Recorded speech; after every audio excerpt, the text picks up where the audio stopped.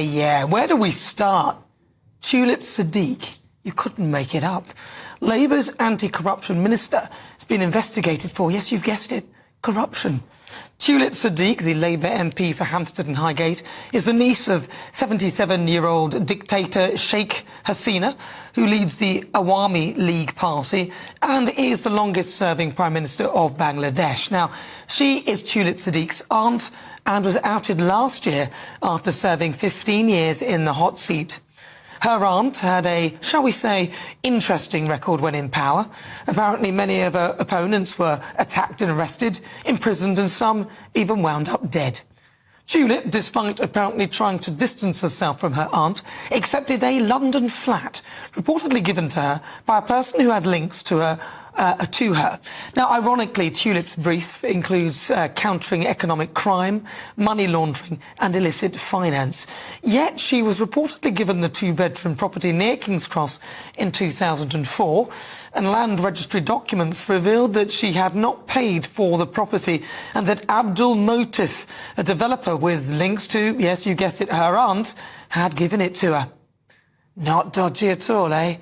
I mean, seriously, have you ever been given a house or a flat by someone? I haven't. Does that sound a bit odd to you?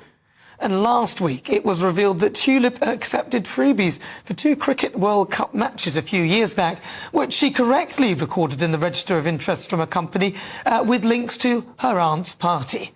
Tulip has since referred herself to the independent advisor of ministerial standards. Sir Keir Starmer said, Tulip Siddiq has acted entirely properly by referring herself to the independent advisor, as she's now done, and that's why we brought into being the new code.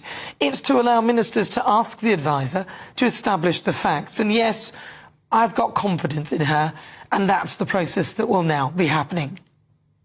But then, why hasn't he come down hard on Jas Athwell, Labour MP for Ilford South, the largest landlord in the Commons, who set up a licensing scheme which he himself was in charge of and then didn't bother to adhere to, leaving his tenants in mould and ant-infested flats, despite Angela Rayner promising to crack down on dodgy landlords. He's still in place. So why hasn't Sir Keir Starmer cracked down on him? Why hasn't Jas Athwell been punished? You can't be a corruption minister and then potentially be involved in corruption. Remember ex-Transport Minister Louise Haigh, sacked from the cabinet for a dodgy episode with the mobile phone resurfacing. Do you remember that? The game is up. You cannot be a lawmaker and a lawbreaker. And it's time to pack his bags. Only then can the government function again. Only then can the rot be carved out. Only then can we restore the dignity of that great office. Are you beginning to think that we've been had? I've just got to play this again. I'm absolutely determined to restore honesty and integrity to government, because I think that is core to ensuring that people appreciate that politics can be a force for good. Yet he's one of the biggest freebie takers.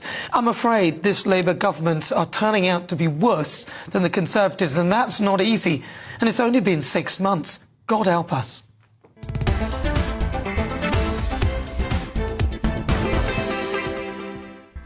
So before we get stuck into the debate, here's what else is coming up today. Pressure is mounting on Sir Keir Starmer to sack Treasury Minister Tulip Siddiq after calls for a corruption investigation into her London properties.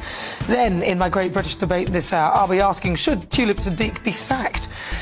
My second Great British Debate, I'll be asking, will a national inquiry into the grooming gangs vilify Muslim communities? All of this after Wes Streeting made some comments and Reform UK leader Nigel Farage accused Health Secretary Wes Streeting of attempting to cover up the truth about grooming gangs. Then we'll be getting the latest from America as we cross live to Los Angeles and speak to Paul Duddridge, the host of the Politics People podcast. All of that coming up. As ever, send me your thoughts. Post your comments at gbnews.com/.